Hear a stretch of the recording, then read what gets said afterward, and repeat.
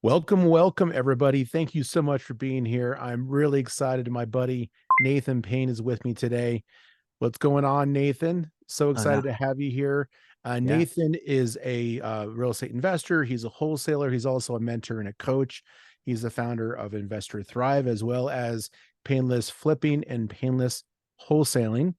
The pain part is a pun, right? Yes, that's Because right. your last name is Payne, and it just makes sense. So what's going on, man? Good to see you. Thank you for taking the time. Yeah, no, always a pleasure hanging out with you. We have a good times. We go way back, the public sub hanging out in Florida together.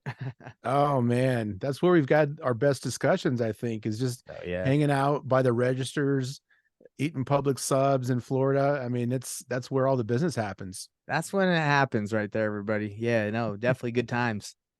Yeah, the last time I was down in Florida, I actually had to go and stop by Publix just to say hi because I knew that if we were there together, we would have done the exact same thing. So I made a Dude, point to do it. 100%. That's right. So what's going on, man? What are you working on these days? You were just telling me that you and Nate were doing a deal, made some good cash. Tell me what's going on in the business. What I'm working on right now is I'm trying to put myself in the position of a new investor. And what's going on with the new investor these days is they're trying to get a deal off, obviously, right? And they're being taught like there's a couple different ways to do it, right? Agent outreach is one, right? You can do that, and Privy's great for that. There's off market, right, where you can spend money and do text, cold call, RVM, pay per click. You can do that, right? Or what I'm doing is I'm teaching people how to, when they first start, is to understand their market and then reverse engineer the process the painless way. That's why I call it painless flipping, and find out what your buyers want and then go find it, because there's thousands of deals, as you know, with Privy, that are already out there that meet the criteria of your buyer. They just either don't have the time to look at it, or they don't, you can negotiate the deal so it is a deal for them. So anyway, I'm putting myself in that position because I know how to do deals from novations to wholesales of fix and flips, but I'm trying to teach people that you can do a deal quickly and risk free, right? It doesn't cost you any money doing it the painless way, reverse engineering it. So anyway, that's what I'm working on, is trying to do that for make that process really easy. Oh yeah. Yeah, and a lot of that too is going to require some one-on-one conversations with people, which is difficult to scale, right? Like we all want to have like, these big businesses and do everything on scale and try to automate everything. But a coaching program is you helping somebody else, right? It's different than just selling a course even. So you have to get in the minds of these people to figure out like what isn't working and really start to dig and peel the onion to get to the root cause of what's causing them to fail. And sometimes it's as simple as like, some limiting belief, like not good enough. How do you go and tackle those problems? That's true. A lot of the time when people want to do something, it's usually is a limiting belief that's causing them to believe that they're not good enough, right? That they can't do it or something's holding them back. I'll give you an example. I have a therapist just because my mentors say, hey, get a therapist because you can talk about your problems. I'm not like crazy or anything, but that's what they recommend. So I meet with a therapist once a month and we just talk. He told me this. He said, start writing with your left hand. You're right-handed. Start writing with your left hand and start brushing your teeth with your left hand. That was his suggestion for the month. I was like, okay, let's Okay. give it a shot. So I started using my left hand and I was terrible at writing. I couldn't even read what I was writing. I was terrible brushing. Well, I wasn't that bad at brushing my teeth. It wasn't that hard, but writing was very difficult. And so was drawing. So I immediately told myself, man, I suck. I'm not good at writing with my left hand. I'm just bad. That was like what I told myself immediately. Then I realized like, hey, I'm 32. I probably have spent less than 3 minutes my whole life writing with my left hand. I've just never done it. It's always been my right. And my left hand is used barely any. I stopped myself and I said, I'm not bad. I have no time. I have no experience doing this. Zero time.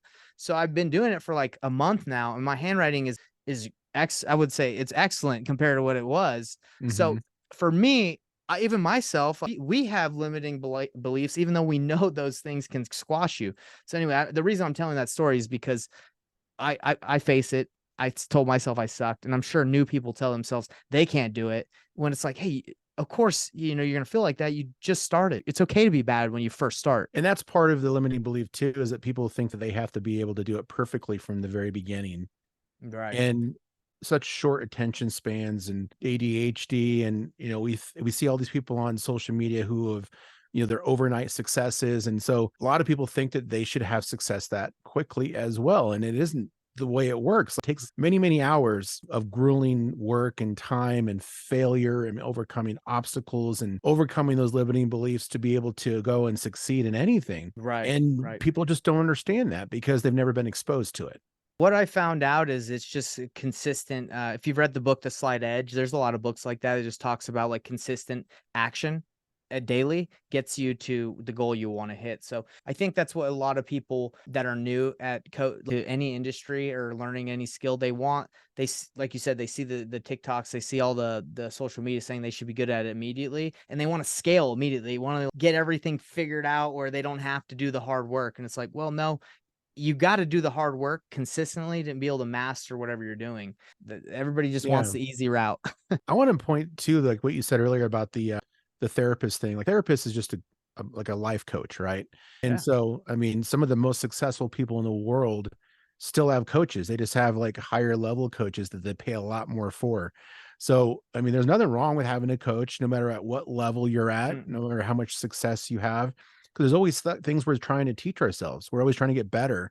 And so, yeah, get coaches in your life. Like get coaches for your real estate business if you need it. Get coaches for maybe exercise, or there's coaches for just life things as well. So there shouldn't be any shame in going out and getting help to power through things instead of just trying to figure it out on your own. And mainly it's accountability, right? Like the hardest thing to do, I feel like, is hold yourself accountable to Yep. whatever you do in life. So whether you get, like you said, exercise, a therapist, that's almost like an accountability coach for like your life. It's good to have someone that's like, hey, how are things going? How'd you do? How'd you do this month? How'd you do this week? Yeah. So very important. Oh yeah. I struggle with that too. I've got a coach that I work with, and I'm like, oh man, I'm gonna meet with my coach. I better hurry up and get all this stuff done. I said I was gonna get done by this call because I know there's somebody else who's holding me accountable as well. Right. And so, I've always had challenges with being accountable to myself. And, we're the easiest people to lie to is ourselves because no one else knows. And that's why, like, when people are starting off in business, or like in investing, for example, one of the first things the coaches will tell them is like, tell everybody that you're doing real estate investing now. Go buy your business cards, get your LLC Right. formed, get your bank account, get t-shirts, like, make it real. Right. And then if it's real, if it feels real inside, then we're gonna be like, man, we got a real business here. We need to do what we say we're gonna do, and that'll help us be successful. Exactly. Yeah. Yeah. That's a two-edged sword sometimes too, because a lot of people will get stuck making the website or getting that business card, and they'll spend months before they actually take It's work. But true. no, very true. Like I remember when I first started my business, I did that and felt really good. I was like, man, we're rolling. I got the shirt. I actually got the logo. I feel like we got a business here. So very, very two-edged sword. You know what I mean? Like it's good, but sometimes people just take advantage and don't do anything still. It's true. Yeah. But you know what? They probably would do that otherwise. Like the person who's gonna use business cards as an excuse not to take action is gonna find something else, some other reason not to take action, right? Of It course. I know exactly where you're coming from. There's all different ways of procrastinating and putting off the work that's gonna really bring in the revenue, or those sorts of things. I'm really good at spending money on stuff, right? I'm like, "Oh, yeah, I have to Yeah. get this and that and this," and, it all adds up. Yeah, and it gets even harder these days with social media and I would say that amount of education out there. People can just consume and consume, thinking that it's getting them closer to their goal, when in all reality they're just like getting so much information. It's analysis paralysis, right? That's Yeah. what they call it. Your students, you've got students who come to you, you and Nathan Valley are making all kinds of good content, and you're doing, you're teaching online, and I've been able to be part of a couple of those calls. They're always fun. What is working for your students right now? What are they taking from the painless flipping or wholesaling courses and implementing it? What's working for them? I would say the thing that's working for our students is exactly what I explained in the beginning, like picking one area, picking one market and focusing on that area, and then finding deals that meet the criteria of their buyers. And then even if they don't have buyers that meet the criteria of that deal, using the strategy we show them to go find the buyers for those deals, be able to, get a deal done. Right. Cause if a wholesaler has a deal or an agent has a deal and they want to sell it, then it's like, wow, okay, that's already there. All you got to do is finish the piece of the puzzle, bring it and bring the buyer and you get paid. So the ones that implement and take action on that see results. So you're a proponent of finding the buyers first, really understanding what they want, because that really is what defines what a deal is. An opportunity is only like a deal if somebody wants to buy it from you. There's deals that I've looked at and I'm like, this is not a deal. And I'll bring it to my buyer anyway. I'll bring because it's in his area's criteria and they'll want it. And it's like, wow, that was not something that I would make sense for me. But like, we're not trying to serve me, right? We're trying to serve like our clients, right? So I am a proponent for that, of starting with the end in mind, just because I work with a lot of wholesalers and I look at their deals, there's so many deals that are bad. There's so many deals that are locked up at the wrong price that no one's interested in. And I guarantee, wholesalers, they struggle for years getting deals, wasting sellers' time, doing the wrong way, like not getting deals. And they could not have to suffer through all that pain if they just knew what people were looking for, or they had buyers they could run the deals by. So what do you think is the biggest reason that people get themselves in locking up bad deals? Like what's the biggest couple of reasons because of that? I think educators, that's just what's being taught. Mm. Go find a deal. That's like what people mainly say is like, go find a deal. And then if it's a good deal, you'll be able to find a buyer. But again, the problem is most people don't really know what a good deal is, right? So they just try Yeah. something. Number one is educators. I think they teach that, right, to go find a deal. So I'd say that's the main reason. That's what I did when I first started. I was like, let me just go find something and then I'll figure out the other half later. Right. Yeah, I mean, and then going through that process, if you learn some things along the way, but you also damage some things along the way too, like your reputation. You don't want to be known as the wholesaler who gets the bad deals under contract and tries to like pull the wool over the eyes of their buyers and like slip it to them, and hopefully they don't realize it's a bad deal. That happens all the time, is Yeah. trying to trick people, right? Leaving out information, don't even give them the full address. You don't have many pictures. Maybe my buyer's desperate for a deal and they'll just give me earnest money and we can Right. get the deal done. And that's no way to do business either. Because even if you got that deal done, that buyer is going to be like, this person sold me a bad deal. How to run their numbers. They tricked me.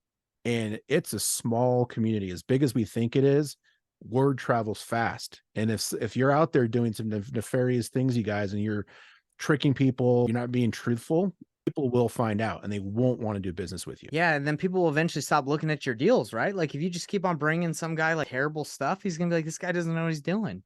But at least, yeah, I mean, at least you have someone to bring deals to, and they could at least point you in the right direction, right? So if someone keeps on sending you bad stuff, I'm gonna be kind enough to be like, hey, let me help you out. Like you're doing it wrong. This is Right. you need to look for this, you need to look for that, and anyway. Number one is the education that's out there, and Mhm. I just don't think a lot of people focus on the buyer part. I don't know why. It makes sense to me, but it didn't make It sense when I first does. started though. When I first started, I was just started like I'll tell you about my first deal really quick. So I found this guy. I was cold calling expired listing list for 3 months. 3 months we were cold calling 8 hours a day, me and my business partner at the time. So brand new. We get this guy who's like, yeah, I'm thinking about selling. He was in pre-foreclosure, expired listing. The house didn't sell on the MLS, so he just took it off. We go there. We meet with him like 3, 4, 5 times at his house to negotiate what we thought was a deal. So we just got it under contract for 185, and then we gave ourselves like 14 days at that time to find a buyer. Then we were scrambling for 14 days because we're like, okay, we've never done this. We got to go find somebody. And out of everybody that we sent the deal to, one guy came back at 180. So we were at 185. So we had to negotiate it to 175 to make 5,000. And that was 14 days of stress. We told the seller every time we had to show the house, we're like, hey, you gotta go to the dog park with your dogs. You gotta leave. And he's like, why? And we're like, well, that's just how it works, because we didn't know what we were Right. doing. So he would leave and he'd call us. He'd be like, can I come back yet? After like an hour, we'd be like, yeah, or you come. And once the people left. So we were just really nervous when in all reality, we could, if we done it the way I know now, it's, hey, let's just ask my buyers what they would pay, see, where we need to be at, and then I would make the right offer to him, and it would be done at that point. But, I did it a different way in the beginning. Yeah. And the truth of the matter is, like, you can get deals done that way, like, just like you did, right? You Yeah. can stumble into deals by being a horrible person on the phone, or, looking in the completely wrong area, or, getting properties at the wrong price, but being able to renegotiate and get the price down to where it makes sense. Like, those happen, but it shouldn't be the plan, right? The plan should Right. be, we go out, we do our market research, right? You get into Privy, you can look at where the hot areas are at, you can reverse Right. engineer, see all the flippers, see what they're buying properties for, what they're selling them for, how much money they're making, and use that to teach yourself what a deal is, right? In that particular area and for that specific buyer, and then leverage that information to find opportunities, but also to talk to buyers and elaborate on that story. Like, okay, well, you bought a 3.4 in 80635. Is that your buy box, or tell me more about what you're looking for?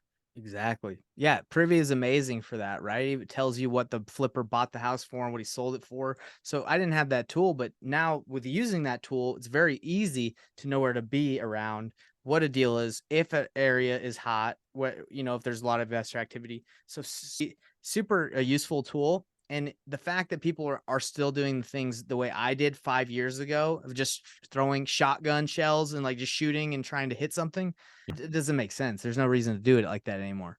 There's no reason to, but this is why more than 9 out of 10 people fail in this business, is because they just don't have the patience to do it the right way, to put in Yeah. the work, to do the studying, to really kind of put themselves in a situation where they may not get a return on that time or money investment right out of the gates. And so they give up, or they've got outward pressure from loved ones, family members, coworkers, friends, who are like, "Hey man, you said you were an investor. What's going on? Are you ever going to do a deal?" Right. Yeah.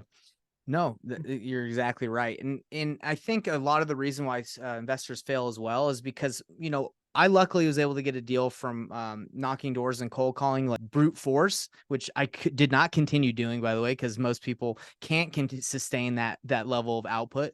But then eventually, once I got those deals, I was like, okay, let me scale this, right? We talked about scaling and how many people want to just get out of doing the hard work. So then I was like, well, what's working? Is I actually hired a coach at that time with that money that I got, and he said to mail. So I was like, oh, mailing is what he said. So I spent $10,000 in mail and didn't get a deal because it didn't work out, because we just mailed all the absentee owners in our county, which is a ton, and obviously now we know we can get a lot more niche on it, but I just spent 10K, didn't get a deal.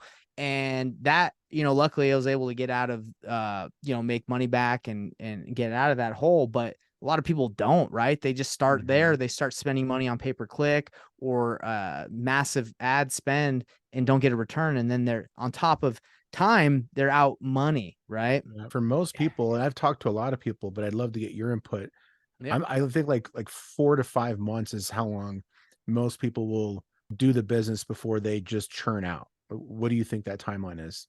I've seen that. I would say I would agree with that as well. And sometimes people come back, right? They're like, "Oh, let me try it Oh yeah. again." But no, that sounds about right. If people don't, some people quicker, right? If people don't see results in like 2 weeks, they're out. But no, but I agree with you. What you said. Yeah, it's right around there. And it varies depending upon people's level of success, because I've seen the people too where they had a hit early on. Like, they got their first deal, Mm, and then they're like, "Oh yeah, I'm closing deals," and they're like screaming off the rooftops, and then they don't close another one for 6 months yep. because they just stumbled in that first one. They got lucky. And there's nothing wrong with that. You shouldn't stop grinding just because you closed a deal or two. Well, usually what happens and what happened with me is in the beginning, I was grinding really hard to get that first, second deal, right? But I wasn't willing to continue to sustain that output to continue to get those deals. So I think a lot of people, it's not so much, maybe sometimes they get lucky, but it's like, I think they're doing more in the beginning because they're like, I got to work hard. And then Yeah. as soon as they make that money, they're like, okay, how do I get someone else to call these people? Or, right. I don't know anyone that's been cold calling for 5 years straight and is like, well, that's just what I do. I've just accepted Yeah. it, you know? I mean, you bring up a good point about finding other people to do the calls. I see this a lot with people going and hiring VAs.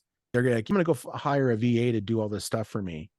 And then the first question they should be asking themselves is, well, do I even know how to cold call? Do I have a systematic approach? Do I have a process that's a proven process that I can document and hand to a VA that they can use and actually have success? And not only No. that, but are VAs going to be as successful as you would, right? If they have an accent, or maybe they're not as skilled at having a conversation as you would. That's just how people are. I don't know. One of my students, he just did a $40,000 deal, which is amazing. But now he's like, I got to hire a VA now to make calls, and I'm like, in my mind, sometimes I don't say anything yet because they have to try it in order to Sure. learn. But in my mind, I'm like, it's not going to work out like you think it is. If you just hire a VA, you've never really gone through this process before. It's not like it's magic, right? They have to go through thousands of calls for it to be, to see some results. And anyway, VAs, I think VAs are good at specific roles, but sometimes when you just put a VA and you just like, hey, call these, I don't think the result is what people think it will be. Oh That yeah. you don't really get the return, in my opinion. But It all depends. I've had some success with VAs, but not calling out doing, cold calling for me, right, doing right, the yeah, administrative things. yeah, I'm You know, referring to cold calling, right? I think yeah. if you just hire a virtual assistant, you're like, hey, just call this list. Like, there's a lot of training involved. There's a lot of like keeping them accountable. That's why there's agencies that do it and they're like on top of people. But yeah, VAs are great for admin tasks. They're great in general. You just have to put them in the right, do the right activity. Yeah. I was just talking with a friend of mine who's Nathan, who's his name is Nathan, by the way, too. And he's downloading investment activity from Privy in these hot areas. He's taking that and he's going in and skip tracing it, getting phone numbers and emails. And then what he does, he's putting them through this chat bot that they built. And the chat bot talks to them via text, the buyers, and the builds rapport back and forth. And he was trying to explain the whole prompt, but the prompt is very like thorough, like you're gonna act like a human and you went to school at this place, you're this age, and it's Amazing. insane. That So is out of insane. 6,500 people he was successfully able to skip trace, about 900, no, 750 of them, he's been able to use his chatbot to get their buy box where they actually texted Wow. back exactly what they're looking for. That's amazing. Isn't that Wow. insane? See, that's what you just said right there. Now that makes sense. Now, Yeah. you know how long that would take a virtual assistant or even me to do? Probably take forever. Yeah, That's it might take you a year to go yeah. and get the buy box and build rapport and have a relationship with 750 Ooh, buyers that's all amazing. in one market. That's amazing. That's perfect. That's crazy. But this is where technology is leading. Like when we're talking about harvesting data to educate ourselves on deals and to find buyers and stuff. And already people are taking it to the next level using Yeah. AI. I'm not worried, but I would say as people try to focus on being efficient and proficient and, scaling, I think more people are forgetting about like the personality and the character, the benefit of like, the relationship, right? Like Right. the touch. Cause like, I'm getting texts nonstop now and I don't know who's AI or not. And I'm getting, messages on Facebook and Messenger and all this stuff. And I think there's going to come to a point where, that's going to lose efficiency. Like being efficient is going to lose its appeal and people are going to want that personal touch again. So, Yeah. um, I don't know that's kind of like why I like where what I'm doing is like it's relationship based, right? Like I can call people and we can chat. But I don't know. What do you think? Do you agree? Do you feel like people are going to go so much to like AI and like getting things done quicker that it's going to lose its appeal to a lot of people? I think it could. I think you could go too far with it. I know that this particular group, they're having a blended approach. So they're doing the chat bot via text to vet out people early on, right? Just because they can do it on scale. And Perfect. then there's a handoff where they hand it off to a disposition manager who's taking that relationship to the next level. I think it's So, a great strategy.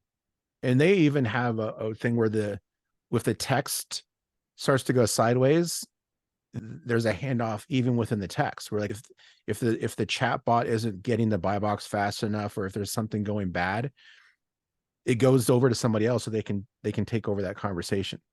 That's amazing. That's Isn't that cool? those guys sound like they know what they're doing. And is it a dispo company? Is that what it is? It's just wholesale. It's end to end. They Okay, just gotcha. for harvesting buyers, legitimate buyers, they're using investment activity from Privy to create their list, skip tracing it, getting those phone numbers, mobiles only, and then Yeah, they're going and using the chat bot to start the conversations. that's sweet. You got to connect me to those guys. That sounds like, Yeah, I will, because man. yeah, that sounds awesome. Because if you could filter who's legit and who wants to actually talk, and then get on the phone with those people, that'd be sweet. All right. You're just weeding through the noise. Right. Yeah, You can spend a lot of time with somebody who is conversational on the phone. Right. You mm, call them and then they want to tell you about their kids and their favorite sports team. And you're like, oh man, I just want to get this buyer's buy box. right. Right. And that comes through the phone. They sense that It agitation. does. Yeah, energy, 100%. Like, I can call someone and immediately feel like they don't want to talk to me. Whether it's like sounds in their voice, it's just the energy sometimes. You obviously through their voice, you can sometimes be like, okay, this guy doesn't want to talk to me, but energy too, right? Absolutely. And that's good to sense. And so, I mean, you're right about the AI. I think that people can take it too far too soon. And the person who's receiving those messages on the other end can probably not can sense the absence of energy too, right? Like, oh yeah, this is a bot. Wow. I didn't think of that over text, but you think so too over text? Maybe people could sense that? He actually Yeah. told me that one of the things that they figured out through their A/B testing of this process is that the chat AI bot wanted to say the person's name a lot. So it would Ooh. say, "Hey Nathan, how are you today?" And it would reply back and be like, "Oh, that's great, Nathan. How are you? What's going on with this?" And they wanted to say the name over and over again. Yeah. So they Wow. had to And teach it not to use the name over and that over. because that's not normal. People don't Right. do that. That's Yeah. So amazing. they're Wow. finding all these little quirks, right? And they're having to like change the prompt to make this thing smarter. And all the other thing they did too, which was really cool, is they had some conditional outcomes where it's like the goal is to get the buy box, but if you can act more like a human, that's a better outcome than you getting the buy box. Wow. So ultimate goal for these chats is to sound more human. That's amazing. No, I think that's Crazy. a great yeah, I can't believe that. So if you can definitely take someone through that, there's gotta be a point where leads managers and all this stuff, like, AI is gonna be able to do the whole dang thing and maybe even negotiate. Oh yeah. I've Yeah. heard of somebody doing the negotiating too, which sounds crazy, but I mean, the sky's the limit. We're just really scraping the surface right now of what AI will have the ability to accomplish well, right? Not just, kind of these basic things that people are using it for. Are you using AI at all in your business? Yeah, I use it with my virtual assistants when we do our social media posting. I just ask, Mhm. like, a lot of people will comment something, and I don't have time to go through all my comments or respond to all my messages. So I'll just have my VA Jackie respond. If she doesn't know the answer to a question or how to respond, she'll go to chat and just be like, "Hey, how do I answer this question?" So she's using it to do her job, and with copy. Mainly, it's with copy and responding. Yeah. That's mainly what we use it for, marketing messages. I think that's an excellent place to use it, especially for a beginner who doesn't know how to write like really in-depth prompts.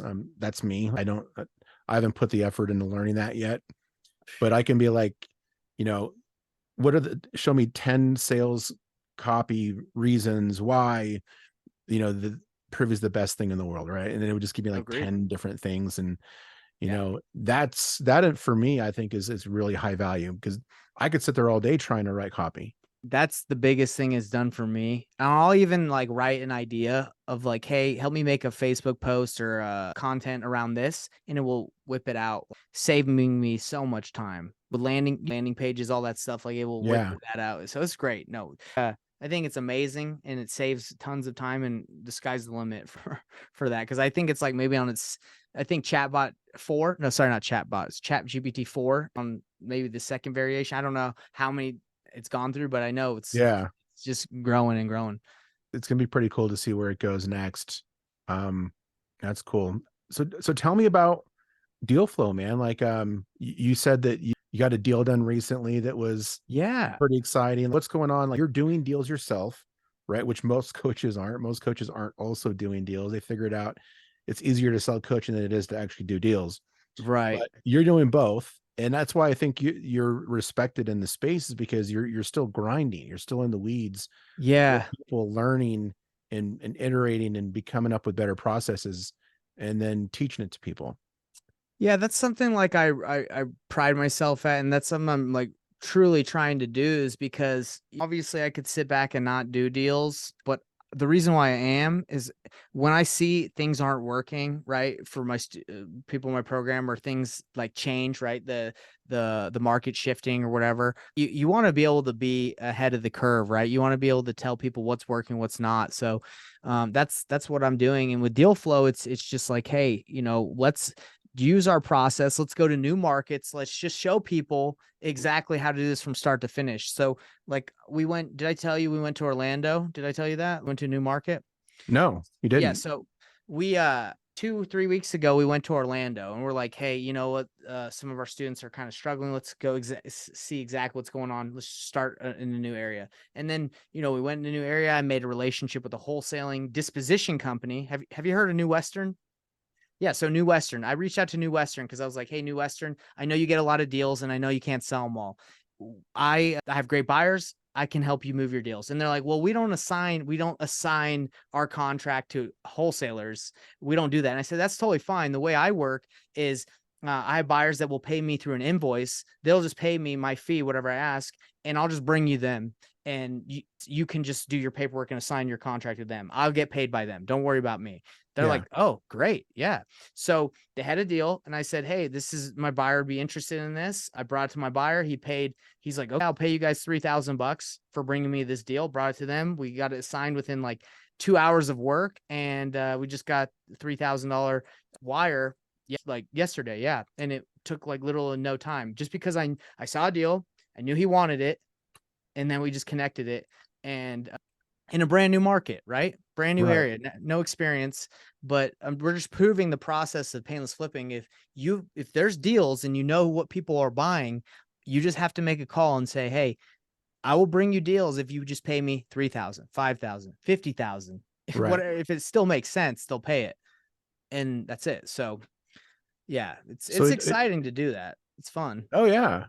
Well, and some people may be like, oh, 3,000. What do you do? Right? That's $1,500 an hour. It is, yeah, and that's what That's I that's a good that's why rate.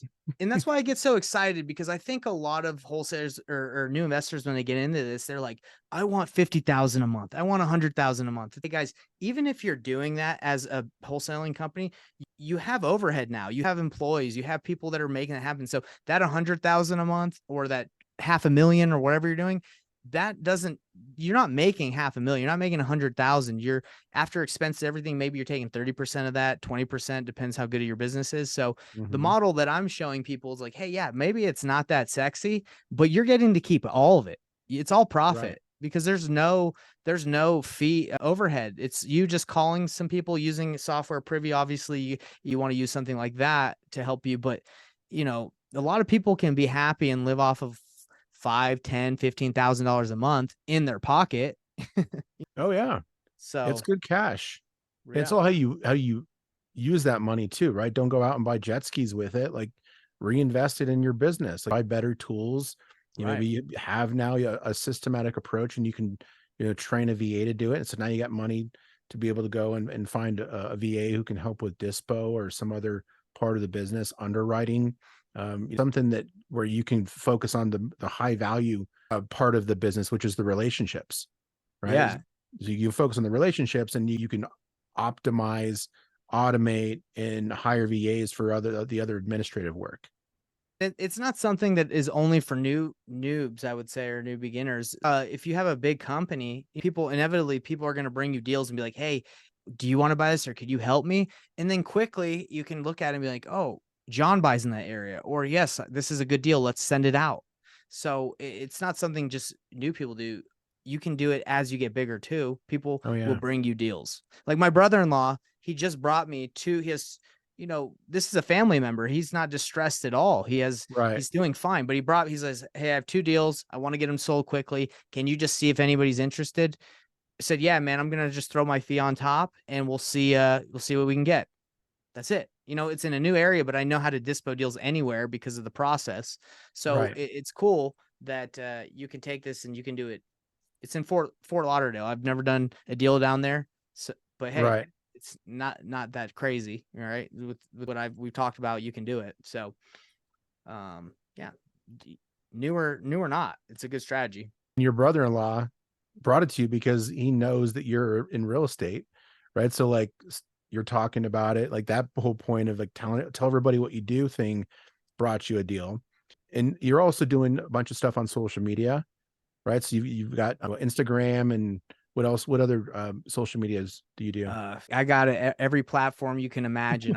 I'm on there. Oh yeah, Trying to get the word out, right? Because content is the new currency, right? The more right. people that know what you do, the more deals, the more money you can make. That's just the way I see it, right? Like marketing is the key. And that's the thing with AI, right? If you might be able to have like the best AI machine, but unless you can get that in front of the more people to like generate the leads or whatever, if you got no one to talk to or use it on, it's not very useful, right? So Yeah, yeah, 100%. more eyes, the better. Have you gotten any deals from your social media posts yet? Have anybody brought you deals that were viable? Yeah. So I did a deal right here. Let's see. So I did a $30,000 deal. He split it up into a 20,000, and then he spent 10,000. It was split up into 2 from social media. It was an 8-plex that I was Mm-hmm. planning on buying, but then interest rates shot up and it was like 10% to buy an 8-plex. So it made the cash flow like impossible for it to make sense. So then the guy that I was going to buy it with, he was like, hey, I got a guy that's got cash. He has to put it somewhere for tax purposes. So we just did send him an invoice. I just connected him to the person that I was able to get the deal with from social, and he wrote us a check. Nice. Right. So those deals do work, and social. A lot of people think that social is like about the fame, right? Oh yeah, well, Oh, look how many followers I have. Look how many likes and you know reposts that I'm getting, and that might make people feel warm and funny or fuzzy inside. But really, like you said, it's the new currency. So this is how you have value out there. You can demonstrate value. yeah. Have you heard of a girl? I can't think of her last name. Her first name's Soli. I think I've heard Um, of her. she's made some big moves on social media, and she raises a bunch of money. She's raised like $6 million off of social media posts Wow, that's a lot. for her own fix and flips and her own Good for mostly buy and hold strategy. good But for her. Yeah. yeah, and she just started posting. All she did was she went on and she was doing some social media stuff before, but then when she got into real estate, she just documented her fix and flip journey on her first deal on social media and just showed herself like painting and fixing things, Wow. and pretty soon people were like following her the story, and then she went and found another deal and another deal, and then people were like, hey, can I invest with you? And she's like, sure, right? And then she developed a whole process where now people will reach out to her, and there's like this intake form and like a whole formal process for finding investors, cash investors for her Yeah. deals. Yeah. Syndicate. Is she doing like syndication? Like she'll like use their money to buy stuff? Is that like apartments, or is she not gone into that yet? I don't think it's syndications, it's for her own deals. So like Okay. the properties that she's buying and putting in her portfolio or she's flipping, they're Mhm. just private money lenders. Okay. So she gives them a Wow. return on her cash, on their cash, and then Cool. it's guaranteed return, and yeah, it You know, works. yeah, that's amazing. Social, like I said, content is the new currency, and it's almost starting to become, in my opinion, like difficult to understand, like what works. Yeah. I hired a TikTok coach that was referred over to, and they're like, do this and this and this and this, and you'll get this result. So I did everything they said, didn't get the result, and it's like, well, what not? And they're like, well, they don't have an answer, and they're the coaches, right? They're the Right. people. So there's like agencies and there's people that like try to master that stuff. And I think it's just with how many people are trying to put videos out and content, like I think it's always changing. Yeah. And yeah, I put a lot of stuff out there and try to analyze, okay, why did this work or why this didn't work? And it's kind of hard to wrap your head around it. You're like, hey, that video that guy hitting a squirrel got like 5 million views because it's entertaining. But Right. me, doing whatever I did, the got like 15 on this one, for example. It's Right. just hard to know what really It hits. is. Yeah. Somebody told me that, like the real estate education videos are not interesting enough. They're They're like, not. yeah, people don't want to watch that. They want to watch someone like going and like hammering a wall, right? Like, Yeah. or walking a house and talking about. I've seen you do some of those, or I've seen you talk to some before. Like those are probably, I bet you those get more hits than the ones where you're in front of a camera like this and Right. like, saying like the quote of the day or like some nugget, where we think it's so meaningful, and they're like, scroll. Yes, yes. I was actually on a podcast last 2 weeks ago. It was this guy, it's called the Utah Hustlers podcast, and he was we were talking about social, and he was talking about like most people stay engaged and watch the videos to the end if there's anticipation or there's like something that they're trying, like a nugget or a carrot of like what's going to happen. They're not sure what's going to happen. So like when those live videos where you're walking and knocking a door, or you're talking to someone at the mall, or you're doing something where people don't know, like maybe there's something more to this, and there's anticipation, right? They're excited to see what could happen, or at least interested. But like in a studio, or like even on this like podcast, it's like what could really happen, right? Like what's happen if I watch this to the end? Am I going to be entertained? So I think that's why a lot of those videos that go viral, that like people just don't know, so they keep watching, and then they share it. So anyway, that's a thought that I had from talking to him. I was like, that makes sense. I usually watch stuff to the end if Yeah. I'm not sure what's going to happen. So, you know. My friend, David Olds. Mhm. So David, one of his most successful videos is one that he didn't even plan. It was just him talking to this other investor who does pool hacking, Mhm. and she read her pool on like as an STR. And and it's just real basic. It's just him. They're outside talking. It got like 1 million views. It's like replicate that, right? Try to Yeah. replicate that. Like he's Yeah. like, I had no idea that video was going to perform so well. And there's just a proven formula for it. No, it's so interesting. I've been trying to figure it out because with someone that spends so much time doing content, trying to get, not to be famous, but to get more eyes so I can help more people and build my business. Every time you make something, you're like, is this going to be worth it for someone to watch, or is it going to not go viral, but is it going to grow, right? Right. Is it going to be a good video? I think if someone cracked that, then everybody would figure out what it was, and then it would no longer be special. Right. Yeah. I did watch this girl on YouTube. She says how she makes all her videos go viral. Like, and she does get tons of views on her stuff. And I watched her shorts on Hmm. YouTube or TikToks. She changes the camera angle, or she changes the like what she's talking about literally every second. The frame is different every second. I'll have to send it to you, but Yeah. it's mind-boggling to see, like, wow, that's where we're at right now. To engage and keep people interested, you have to change what they're looking at or what you're talking about every second of the video for them to not keep going, like scroll away, right? That sounds like a lot of work. Yeah, that's why I'm like, wow, is this becoming like a where you're like, hey, I have to hire someone that's just an amazing editor to Right. change these so people are engaged and listen to what I have to say? Because one thing that I realize as I've gone into coaching is it's not the best coach isn't the one that has the most people. Usually it's the best marketer that gets the most people into his program.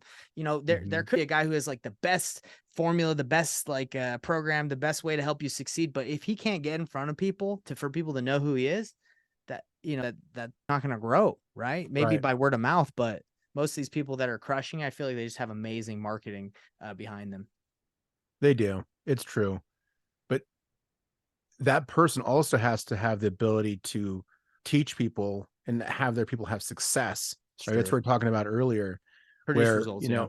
if there's no, if it's poor results, or bad, and the person, that's the front person, like they only come in and say hi every once a month during a coaching call, but True. they True. assign you to some other coach who maybe doesn't have as much success. And so, like, those programs, a lot of them start off well, but pretty soon the word gets out, like, yeah, this, they're not really giving us $40,000 worth of value, or whatever it cost.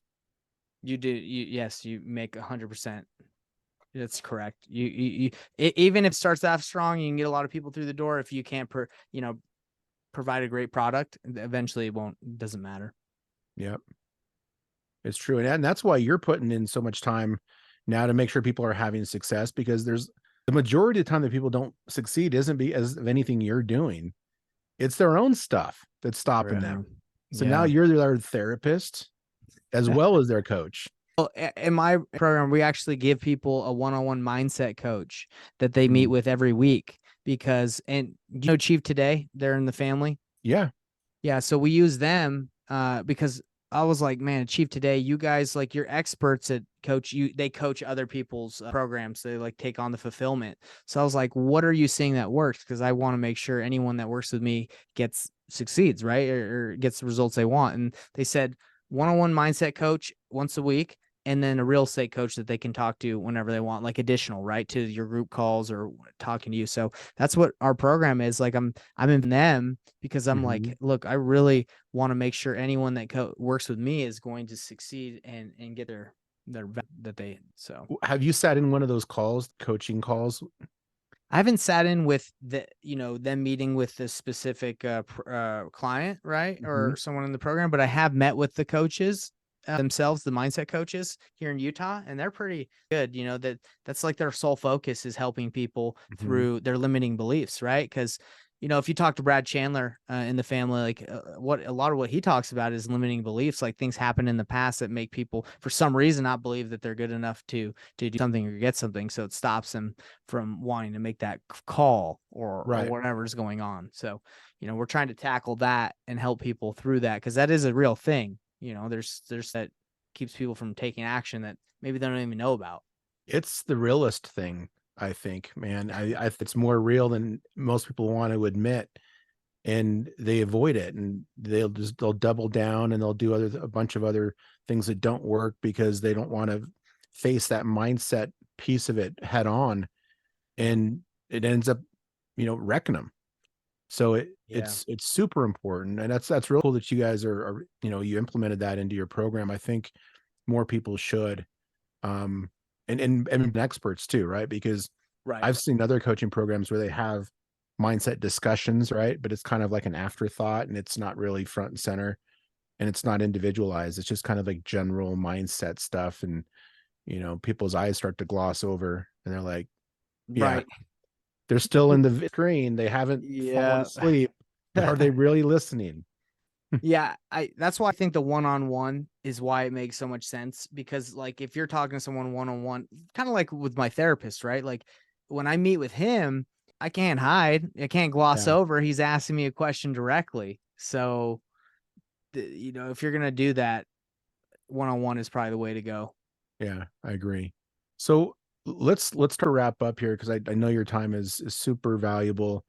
Um, what's like one or two things that you think is the most important for anybody who's an aspiring real estate investor or wholesaler who's kind of just getting started in the business? What are one or two things or pieces of advice you would give them so that they don't have to go through all the stuff that all these others are doing and churning out from? Like, what's some of the best advice you have for them? Yeah, so one, I would say having the right expectations, right? Like, because if you believe that you can come in here and get a deal within, obviously with my strategy, it would be quicker. But if you do the other way and don't listen to me, and your expectation is like, I can just call maybe like 10 off market people, pull lists and call it and get a deal, then and you don't see those results, then you're not going to continue to work hard, right? You're gonna be like, oh, this doesn't work. So having the right expectations is important, and depending on the strategy you do, right? So for us, what it took me was getting a hold of one wholesaler that had deals, and then calling, and after 3 calls we were found one buyer who wanted that because we specifically targeted the neighborhood where the deal was, right? So that was the expectation, is like, if we get a deal, one deal, that's a deal, and we find buyers around it, we can get a deal. But that's why we work hard and we do that. But if your expectation is like, let me pull a list of 1,000 people, only got to call 10 of those people to find a deal, then you're going to be, not very excited to continue to work hard after a while. So does that make sense? So one is have the proper expectations depending on the Yeah. strategy you do. So that'd be my advice, expectations. And number 2 would be to be consistent with your action, because it can be very difficult to consistently take action every day. No matter if you get motivated and pumped up every day, things happen and you're going to lose your motivation. So you have to have a reason why you want to do it and what's driving you to take that action consistently. So proper expectations and being consistent and looking for that why of why doing this, even when it's not very fun. So those are my 2. Those are good ones, man. Suggestions. Yeah. Those are up there with the top ones that I've ever heard. It's just, there's so many things that people focus on that aren't the most important problem to solve. But those 2, I think if you can solve those correctly and quickly, that you're going to be on a path to success fairly soon. So, yeah. well, that's awesome, man. Well, listen, I really appreciate you jumping on. I can't wait till we get to hang out again. I'm not sure if you're going to be at the family in March. I'll be there. But I pay enough. I got to be there. Yeah, but we get way more value out of those yeah. than I think they cost. Of course. But it's always cool to hang out with you and Nate, and we appreciate you jumping on and giving some good advice and some great stories. And I just appreciate you jumping on, bro. Yeah, I appreciate you having me. It's been a pleasure working with you, and I love what you represent and the product that you have, and who you are. So I appreciate you having me on. Thanks again. No problem, buddy. Good seeing you.